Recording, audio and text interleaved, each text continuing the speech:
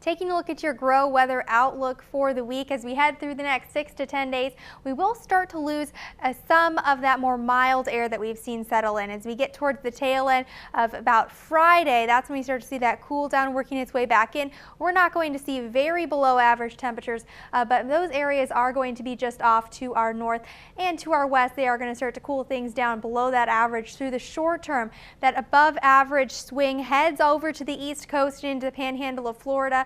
They are going to see a warm up through the short term that also extends down to the southwest and along the coast of California.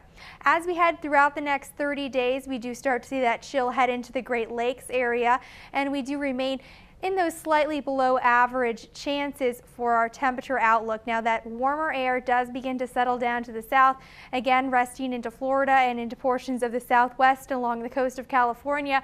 Most of the central United States is going to be about average through that 1 month outlook. As we head through the next 3 months though, things start to average out across the area around Nebraska. We are going to be about average through that 90-day outlook. Above average temperatures begin to build back up to our south along the coast of California, all the way along the east coast and down into Florida, into Texas as well. And the desert southwest should be very high above the average as we head throughout the next 90 days, slightly cool as we head up into areas in the Dakotas and Minnesota.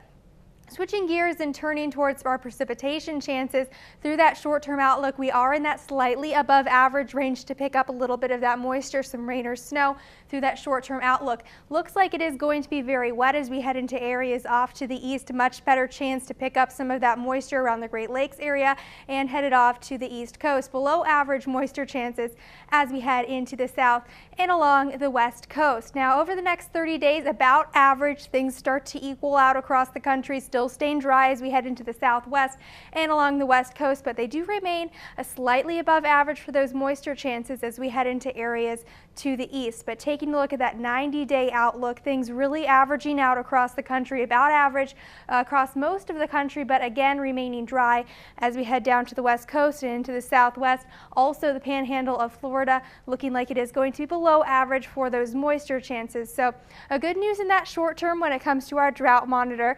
We are going to see those slightly above average chances to pick up some moisture, and we still do need it, especially as we head into the west. We do have some of that extreme and severe drought remaining in place. No drought as we head up to the north and into portions of the panhandle, and as we head into portions of northeastern Kansas as well. We have eliminated a lot of that drought.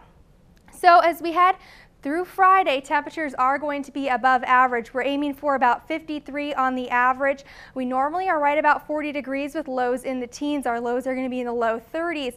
Now, as far as any of that precipitation is concerned, we should be right about 0.73, so just under 3/4 of an inch. We're just over ½ an inch, so we still do need a little bit more of that moisture. We are slightly below the average and could use a little bit more, and we do have those slight chances as we head through that short-term outlook. Now let's take a look at some of those pictures that you sent in.